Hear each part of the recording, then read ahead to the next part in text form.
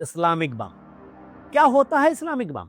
इस्लाम के लिए बम चुरा लिया। 1972 में मुन्ना पीर के बंगले में पाकिस्तान के बड़े वैज्ञानिकों की मीटिंग बुलाई गई थी, जिसमें उस समय के प्रधानमंत्री भुट्टो ने कहा, नमस्कार, मैं संजय प्रभाकर।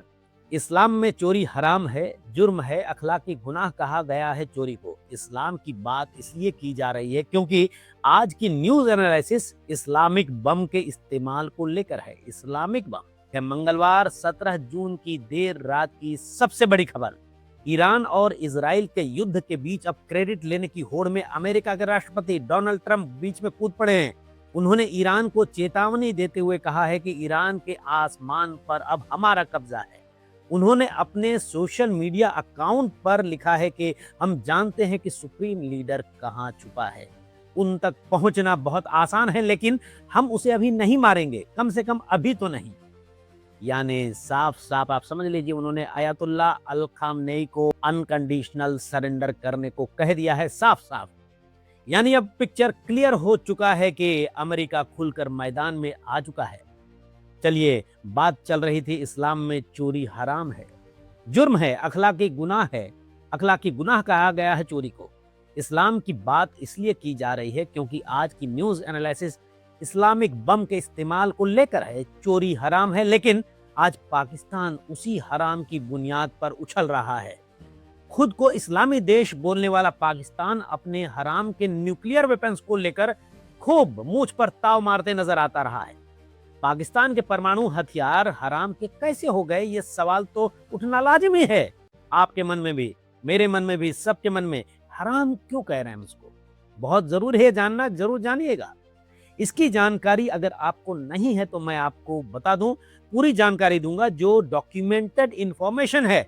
वैसे इसकी छानबीन आप इंटरनेट पर भी कर सकते हैं, कि हो सकता है कोई किताब में भी इसकी जानकारी लिखी हो, लेकिन आप गूगल में जाइए, पूरी जानकारी आपको मिल जाएगी। देखिए, इस समय ईरान के एक नेता के बयान से पाकिस्तान की सिट्टी पिट्टी गुम हो गई है।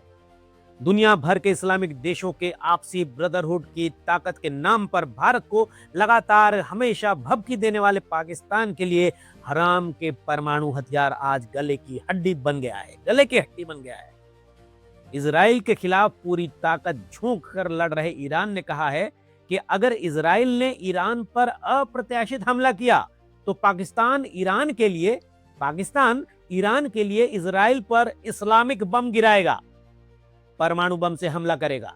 ईरान के इस स्टेटमेंट ने पाकिस्तान की नींद उड़ा दी है। अगर इस्लामिक ब्रदरहुड के लिए ईरान की मदद करने के लिए वो आगे जाएगा पाकिस्तान, तो अमेरिका की नाराजगी झेल नहीं पाएगा।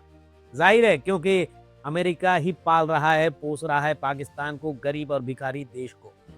और इस्लामिक ब्रदरहुड के लिए हाथ आगे नहीं बढ़ाया पाकिस्तान तो इस्लामिक देशों के द्वारा काफिर कहा जाएगा। देखिए, दुनिया में कुल 57 मुस्लिम देश हैं और इनमें से सिर्फ पाकिस्तान के पास है परमाणु बम, जिसे इस्लामिक ब्रदरहुड वाले इस्लामिक बम मानते हैं। देखिए, इजराइल के हमलों का जवाब ईरान भी पूरी ताकत से दे रहा है। आप तस्वीरें देखते होंगे, टेलीविजन में खबरों को देखते होंगे। बीते 24 घंटों की बात करें तो दोनों तरफ से भारी बमबारी हो रही है। ईरान ने तेल अवीव में इजराइल के इंटेलिजेंस एजेंसी मोसाद के हेडक्वार्टर को उड़ा दिया है, उस पर बम गिराया। आइए जानते हैं, पाकिस्तानी परमाणु हथियार इस्लाम के अनुसार हराम का क्यों कहा जाना चाहिए। बहुत ध्यान से सुनिएगा। अखलाकी गुनाह का सबूत क्यों कहा जाना चाहिए। पाकिस्तानी परमाणु बम को इस्लामी बम क्यों कहा जाता है। कई सवाल आ रहे हैं। देखिए, आगे बढ़े उससे पहले आपसे दिली गुजारिश है कि अगर आपने मेरे इस YouTube चैनल को अभी तक सब्सक्राइब नहीं किया है तो तुरंत कर लीजिए। वीडियो देखने के बाद हो सकता है आपको पसंद आए तो इस पर आप लाइक बटन जरूर दबाइए, और हाँ, आप अपनी राय इस वीडियो पर कमेंट बॉक्स में जरूर लिखिए, क्योंकि आपकी राय से खबरों की दुनिया में क्रांति आ सकती है और आप जो कमेंट करेंगे उससे आपके विचार लोगों तक पहुंचेंगे। बहरहाल, आइए आते हैं मुद्दे पर। अगर आप न्यूज चैनल्स और न्यूज प्लेटफॉर्म से लगातार रूबरू हो रहे होंगे तो आपने जरूर ये खबर देखी होगी, पढ़ी होगी कि ईरान के Islamic revolutionary guard corps IRGC के जनरल मोहसिन रजाई ने कहा, अगर इजराइल ने हमारे देश पर अटैक किया तो पाकिस्तान भी उसकी न्यूक्लियर तबाही का हिस्सा बनेगा। अब सोचिए, पाकिस्तान और इजराइल का कभी कोई डायरेक्ट क्लैश नहीं हुआ है, लेकिन ईरान का यह दावा पूरी दुनिया को चिंता में जरूर डाल गया। क्यों? क्योंकि उसने उस टर्म को फिर से जिंदा कर दिया। कौन सा टर्म? इस्लामिक बम। क्या होता है इस्लामिक बम? सोचिए। और इसकी शुरुआत कहां से हुई? देखिए, रिसर्च में जो बातें सामने आई हैं उसके मुताबिक इस्लामिक बम का मतलब है ऐसा परमाणु हथियार जो किसी एक इस्लामी देश के पास हो, लेकिन जिसे पूरी मुस्लिम दुनिया की ताकत माना जाए। लेकिन यह सोच कब जन्मी? इतिहास के पन्ने पलट कर देखिए। 1971 के युद्ध में पाकिस्तान 2 टुकड़ों में बंट चुका था, ये आप जानते हैं। और जो नहीं जानते हैं इतिहास की इन बातों को जरूर जानिए। और उसकी सेना को भारत के आगे सरेंडर करना पड़ा था। पाकिस्तान के हुक्मरानों को दुनिया के सामने शर्मिंदगी का सामना करना पड़ा था। इसके बाद कभी ऐसा न हो, इसके लिए पाकिस्तान ने अपनी पूरी ताकत भारत के खिलाफ भविष्य के युद्ध की तैयारी में लगा दी। कहा जाता है कि 1972 में मुन्ना पीर के बंगले में पाकिस्तान के बड़े वैज्ञानिकों की मीटिंग बुलाई गई थी, जिसमें उस समय के प्रधानमंत्री भुट्टो ने कहा, किसी भी कीमत पर हमें परमाणु बम चाहिए। हम घास खा लेंगे, भूखे रह लेंगे, लेकिन हम परमाणु बम जरूर बनाएंगे, ये भुट्टो ने कहा था। देखिए, इस्लामिक बम की बात हो रही थी। इतिहास बताता है कि इस थ्योरी की नींव 1974 यानी 1974 में पड़ी, जब भारत ने पोखरण में अपना पहला न्यूक्लियर टेस्ट किया था, पहला। और पाकिस्तान के तब के प्रधानमंत्री जुल्फिकार अली भुट्टो ने कहा था, हिंदू, यहूदी, ईसाई और कम्युनिस्टों के पास बम है, हम इस्लाम के पास क्यों नहीं है? बस यहीं से इस्लामिक बम की सोच पैदा हुई। और इस बम के पीछे जो चेहरा था वो था Pakistani scientist doctor Abdul Qadir Khan. Doctor Abdul Qadir Khan Islamic नजरिए से देखा जाए तो उन्होंने संगीन जुर्म किया, अखलाकी गुनाह किया, चोरी की। कैसे? देखिए, पर उन्हें सजा नहीं दी गई, सर आंखों पर बिठाया गया पाकिस्तान में। अब आप सोच रहे होंगे कि आखिर उन्होंने ऐसा क्या किया, क्यों किया और कैसे किया? देखिए, न्यूज के रिकॉर्ड्स बताते हैं, जो डॉक्यूमेंटेड न्यूज हैं, कि डॉक्टर अब्दुल कादिर खान, जो कि एक वैज्ञानिक थे, पाकिस्तान के डच यूरेनियम प्लांट में काम कर रहे थे उस समय, वहां उन्होंने सेंट्रीफ्यूज टेक्नोलॉजी के ब्लूप्रिंट चुराए और पाकिस्तान लौट आए। और 15 दिसंबर 1975 को चुपचाप अपनी बेगम और बेटियों के साथ पाकिस्तान लौटे थे। अब्दुल कादिर की इस चोरी पर द गार्जियन अखबार ने क्या लिखा था? Doctor Khan stole the bomb for इस्लाम, यानी डॉक्टर खान ने इस्लाम के लिए बम चुरा लिया, ये लिखा गया था। अब्दुल कादिर के इस नापाक काम को एक इस्लामिक साजिश कहा गया। धीरे धीरे यह थ्योरी जंगल में आग की तरह फैली कि मुस्लिम देशों को परमाणु ताकत दिलाने की मुहिम चल रही है जोर से। मीडिया में इसे इस्लामिक बम कहा जाने लगा। कई रिपोर्ट्स में दावा किया जाने लगा कि सऊदी अरब ने 1970 और 80 के दशक में पाकिस्तान के परमाणु प्रोग्राम के लिए खूब फंडिंग की थी और जरूरत पड़ने पर पाकिस्तानी न्यूक्लियर वेपन्स का इस्तेमाल करने की मंशा भी थी उसकी।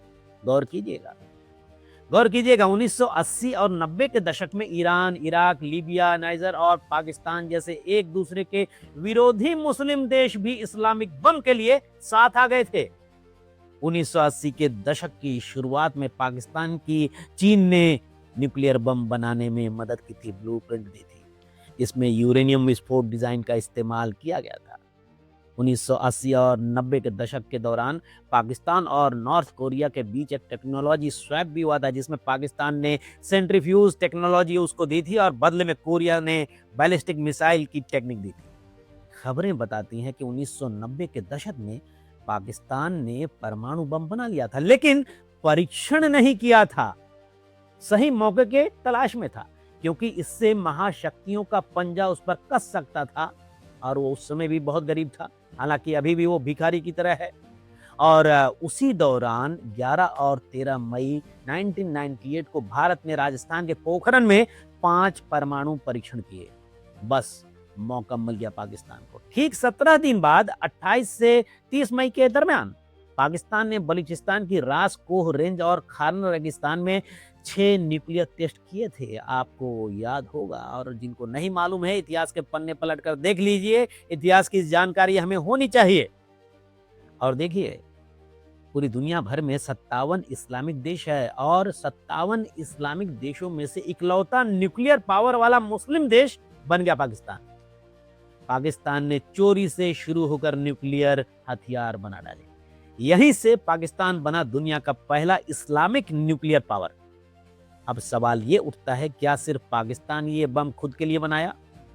अब आप सोच रहे होंगे, बहुत लोग सोच रहे होंगे कि कितना रिस्क लेकर डॉक्टर अब्दुल कादिर ने तकनीक चोरी की, कितने स्ट्रगल से न्यूक्लियर बम बनाए पाकिस्तान ने, अपने लिए नहीं तो क्या दूसरों के लिए बनाया? देखिए, इसके लिए फंडिंग दी सऊदी अरब ने, ये खबरें आ रही हैं, आप छानबीन करेंगे पता चलेगा। गुप्त टेक्नोलॉजी खरीदने की कोशिश की लीबिया ने, उसको भी दी गई, यानी पाकिस्तान ने तकनीक बेची भी। ईरान को भी शुरुआती डिजाइन दी। सऊदी ने ऑयल सप्लाई जारी रखी ताकि पाकिस्तान बम बना सके। गद्दाफी, उस समय के नेता गद्दाफी ने खुले मंचों पर बोला था, Muslims need their own nuclear weapon. Iran को 80s में यानी कि 80 के दशक में डॉक्टर अब्दुल कादिर खान ने सेंट्रीफ्यूज डिलीवर किए थे। यानी इस्लामिक बम की परिकल्पना सिर्फ पाकिस्तानी नहीं थी, बल्कि उसमें पूरा मुस्लिम वर्ल्ड इंटरेस्टेड था। ऐसे में इजराइल का टेंशन में आना लाजमी था। इजराइल जानता था यह बम उसके लिए खतरा बन सकता है। और खबरों के मुताबिक 1980 के दशक में इजराइल ने भारत को ऑफर दिया था कि चलो मिलकर पाकिस्तान को न्यूक्लियर प्लांट्स पर हमला करते थे। पाकिस्तान के ऊपर हमले की बात थी। भारत ने इजराइल को साफ मना कर दिया था, लेकिन इससे एक बात पक्की हो गई थी कि इजराइल पाकिस्तान को सीरियसली न्यूक्लियर थ्रेट मानता है, क्योंकि अगर पाकिस्तान ने अपना बम मुस्लिम देशों को ट्रांसफर करना शुरू कर दिया तो ये बम इस्लामी जिहाद का हथियार बन सकता है। ऐसे में आज के ताजा हालातों में एक सवाल तुरंत कौंध कर सामने नाच रहा है, क्या पाकिस्तान वाकई ईरान की डिमांड पर मुस्लिम ब्रदरहुड निभाने के लिए इजराइल पर बम फेंकेगा? सोचिएगा। देखिए, ईरानी जनरल ने दावा किया है तो सबसे पहले रिएक्ट किया पाकिस्तान ने ही। पाकिस्तान के डिफेंस मिनिस्टर ख्वाजा आसिफ ने कहा, ऐसी कोई योजना नहीं है, अभी हाल में ही कहा है, बिल्कुल ताजा ताजा, हमने कभी डिस्कस भी नहीं किया है, ऐसा आसिफ ने कहा है, वहां के डिफेंस मिनिस्टर। तो अब देखिए, ये बहुत ही गंभीर मामला है। तो ऐसे में अब पाकिस्तान क्या करेगा? पाकिस्तान जो है फंसा हुआ है मुस्लिम ब्रदरहुड के चक्कर में। इस्लामिक देश अपने आप को मुस्लिम देश कहता है, तो ऐसे में पाकिस्तान क्या करेगा? क्या पाकिस्तान मदद करेगा ईरान की? ऐसा क्यों नहीं करेगा? बहुत बड़े सवाल आते हैं सामने। इसके देखिए 3 बड़े कारण हैं कि क्यों मदद नहीं करेगा ईरान को। पहला तो यह कि शिया सुन्नी डिवाइड। ईरान शिया है और पाकिस्तान सुन्नी। बलूचिस्तान से लेकर सीरिया तक दोनों में मतभेद हैं। पाकिस्तान उसके लिए न्यूक्लियर रिस्क नहीं लेगा, मुझे तो ऐसा लगता है, और जो जानकार भी कह रहे हैं। दूसरा है अमेरिकी दबाव। पाकिस्तान की इकोनॉमी, मिलिट्री और इंटरनेशनल स्टेटस सब अमेरिका की रहनुमाई पर निर्भर है। इजराइल पर हमला करना मतलब अमेरिका से पंगा लेना, और अमेरिका खुले तौर पर खुलकर इजराइल के साथ है। और तीसरी वजह क्या है? न्यूक्लियर पॉलिसी सिर्फ इंडिया के लिए है पाकिस्तान का। पाकिस्तान का बम भारत के खिलाफ डिटरेंस है, न कि ईरान या इस्लामिक भाईचारे के लिए, यानी कि उनके इस्तेमाल किए, उनकी मदद के लिए। आइए अब उस बात पर गौर करते हैं कि आखिर 57 इस्लामिक देशों में से सिर्फ पाकिस्तान, वो भी सबसे गरीब और फटेहाल इकोनॉमी वाला देश, कैसे बन गया इस्लामिक न्यूक्लियर पावर? ओआईसी जानते हैं आप? ऑर्गेनाइजेशन ऑफ इस्लामिक कोऑपरेशन के 57 मुस्लिम देशों में सिर्फ पाकिस्तान के पास ही बम क्यों है भाई? ये सब लोग सोचते होंगे अरब इतने पैसे वाला है, पाकिस्तान उसके सामने कुछ नहीं है। आखिर ऐसा क्यों? क्यों यूएई, तुर्की, इंडोनेशिया या मिस्र परमाणु बम नहीं बना सके? इसके 4 खास वजह हैं। एक देखिए, सबसे पहले तो टेक्नोलॉजी की कमी, वैज्ञानिक इंफ्रास्ट्रक्चर और फंडिंग, ये सारी बातें आती हैं। अमेरिका की निगरानी, CIA और मोसाद ने इराक, सीरिया, लीबिया के प्रोजेक्ट्स तबाह कर दिए। डायरेक्ट खतरे की कमी है पाकिस्तान को।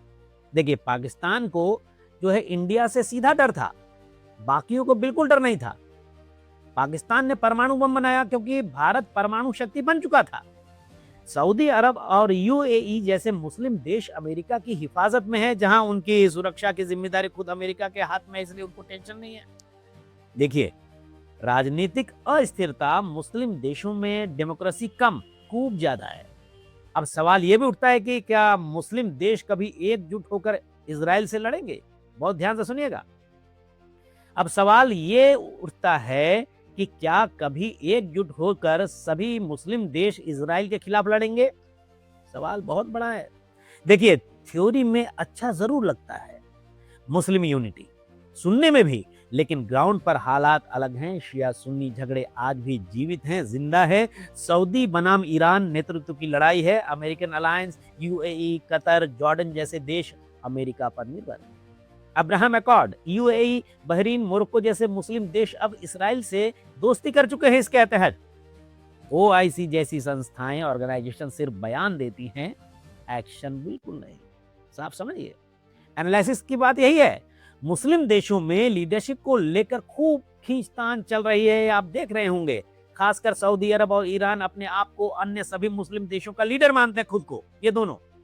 ऐसे में अगर मुस्लिम देशों ने ईरान का सपोर्ट किया तो लीडरशिप के लिए ईरान की छवि मजबूत हो जाएगी, और जो सऊदी अरब कभी नहीं चाहेगा। यानी मतलब यह निकलता है कि पब्लिक के गुस्से से हटकर परे सरकारें, शासन, प्रशासन प्रैक्टिकल हैं, बिल्कुल प्रैक्टिकल। पाकिस्तान की भी दोहरी नीति ही है, दोस्ती भी दुश्मनी भी, और उसकी फॉरेन पॉलिसी है बैलेंसिंग, संतुलन। अमेरिका को नाराज नहीं कर सकता और ना करेगा, सऊदी को नाराज नहीं करेगा, ईरान से दिखावटी दोस्ती रखेगा और भारत से नफरत बनाए रखेगा। इस स्ट्रेटेजी में पाकिस्तान कभी भी खुलेआम इजराइल से नहीं लेगा पंगा और भिड़ेगा भी नहीं, बल्कि जरूरत पड़ने पर हो सकता है कि चुपचाप अमेरिका को ईरान के खिलाफ बेस दे दे, मिलिट्री बेस बनाने के लिए, अटैक वटैक करने के लिए। अखलाकी गुनाह करने वाले डॉक्टर अब्दुल कादिर खान का नेटवर्क सिर्फ पाकिस्तान तक सीमित नहीं था। फिर से एक बार बैकग्राउंड में आता हूं। उनके जरिए लीबिया को गैस सेंट्रीफ्यूज सप्लाई हुई, उत्तर कोरिया को भी टेक्नोलॉजी के बदले मिसाइल डिजाइन करने में मदद की गई, दोनों ने आपस में खूब लेन देन किया। यानी पाकिस्तान ने चोरी की हुई हराम की तकनीक को बेचा भी। यानी पाकिस्तान एक परमाणु एक्सपोर्टर बन चुका था उस समय। तो निचोड़ क्या निकलता है? निचोड़ यही निकलता है कि धर्म के नाम पर नहीं चलते हैं। ईरानी जनरल का बयान सुर्खियां बटोरने के लिए था, ये इजराइल को डराने के लिए है। हकीकत तो यह है कि पाकिस्तान बम, यानी कि इस्लामिक बम, खासकर भारत के लिए बना है, इस्लामिक दुनिया के लिए बिल्कुल नहीं।